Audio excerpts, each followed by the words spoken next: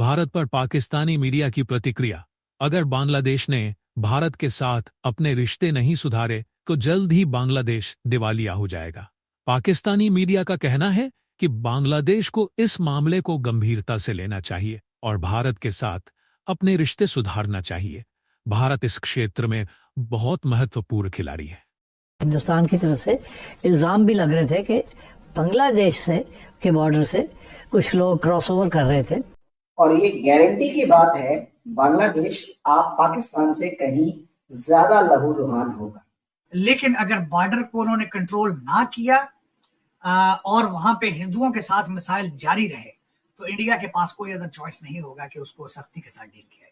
इसका डायरेक्ट नुकसान किसको होगा? बांग्लादेश को। अच्छा। इसका 3 साइड से बॉर्डर लग रहा है इंडिया के साथ। एक ऐसा कंट्री जिसने आपको चारों साइड से घेरा हुआ है, जिसके मफादात जिससे आपके मफादात जुड़े हुए हैं। हाँ, हालात फाइनेंशियली बहुत वीक हो जाएंगे और वहां पे जिंदगी बड़ी मुश्किल हो जाएगी मेरे ख्याल में, अगर इसको जल्द से जल्द ठीक ना हुआ, इलेक्शन ना हुए और स्टेबल गवर्नमेंट ना आई। हंगू के इलाके टल में दहशतगर्दों के खिलाफ ऑपरेशन के दौरान पाक फौज के 6 जवान शहीद हो गए हैं। मेरे ख्याल में जो मैं बिल्कुल अमित साहब का जो है उसका स्टेटमेंट, इंडिया बिल्कुल खामोश इस पे नहीं रहेगा। इंडिया को the point has come up कि इंडिया हैज टू रिटेलिएट। तनाव के बीच में बांग्लादेश की अंतरिम सरकार बैकफुट पर आई है।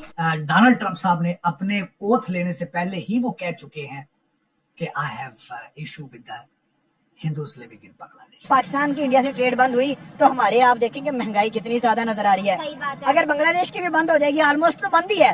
इसके अंदर जो कुछ भी हुआ है उसके ऊपर स्पेकुलेशन है क्योंकि doctor Yunus was a good friend of bill Clinton और बिल क्लिंटन के आगे उसी ब्लॉक के अंदर आते थे हमारे जो बाइडेन साहब। और इस वक्त यहाँ पे ये स्पेकुलेट किया जाता है कि बांग्लादेश के अंदर जो रजीम चेंज, उसके पीछे सपोर्ट हासिल थी अमेरिकन रजीम को। और जब ये पिछले दिनों यूनाइटेड नेशन जनरल असेंबली के इजलास में डॉक्टर यूनुस साहब आए, he specially went to see Bill Clinton and he met on the sidelines with Joe Biden। तो ये, और दूसरा डोनाल्ड ट्रंप साहब ने अपने ओथ लेने से पहले ही वो कह चुके हैं कि I have issue with the Hindus living in Bangladesh. तीसरी बात ये मैं आपके देखने वालों को बताना चाहूंगा कि जब बांग्लादेश का डेलीगेशन जब गया था व्हाइट हाउस के अंदर, और मैं कि डोनाल्ड ट्रंप साहब इन्होंने जो है अपना डॉक्टर यूनुस साहब की जो ऑर्गेनाइजेशन है उसने भी और इन्होंने पर्सनल लेवल पर भी हिलरी क्लिंटन को पैसे दिए उनकी कैंपेन में अगेंस्ट डोनाल्ड ट्रंप। और उनको याद था जब पिछली दफा बंगाली डेलीगेशन व्हाइट हाउस गया तो उन्होंने कहा था कि वो where is your finance guy who has been supporting Hillary Clinton. तो ये बात मैं एग्री करूंगा कि जब आएंगे डोनाल्ड ट्रंप साहब तो वो बांग्लादेश की सूरत हाल के ऊपर तवज्जो देंगे। पूछा है कि क्या बांग्लादेश जो है वो तकसीम होने जा रहा है? चलें इसका एक जवाब दे दें।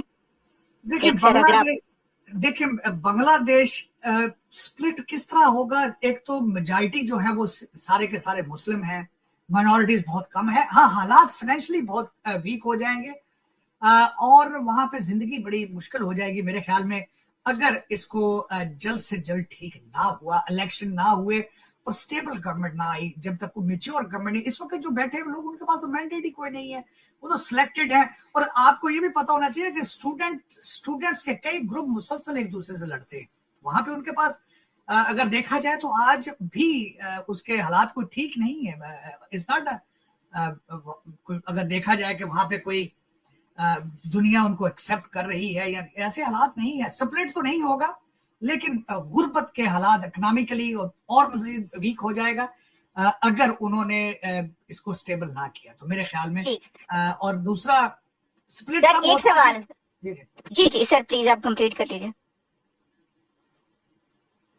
जी सर, मेरे ख्याल में जो मैं बिल्कुल अमित साहब का जो है उसका स्टेटमेंट, इंडिया बिल्कुल खामोश इस पे नहीं रहेगा। इंडिया को the point has come up कि इंडिया हैज टू रिटेलिएट। जो अभी तो विक्रम मिस्री साहब गए हैं हालात को स्टडी करने के लिए, देखने के लिए कि क्या होगा, लेकिन अगर बॉर्डर को उन्होंने कंट्रोल ना किया और वहां पे हिंदुओं के साथ मिसाइल जारी रहे तो इंडिया के पास कोई अदर चॉइस नहीं होगा कि उसको सख्ती के साथ डील किया जाए। और रिलीजन आपका पर्सनल मैटर होता था, हम इकट्ठे रहते थे, किसी को कोई इशू नहीं था एक दूसरे के साथ। और तीसरा एक बात मैं खास कर इस कॉन्टिनेंट, सब कॉन्टिनेंट के लोग, हम सब हिंदुओं की औलाद है।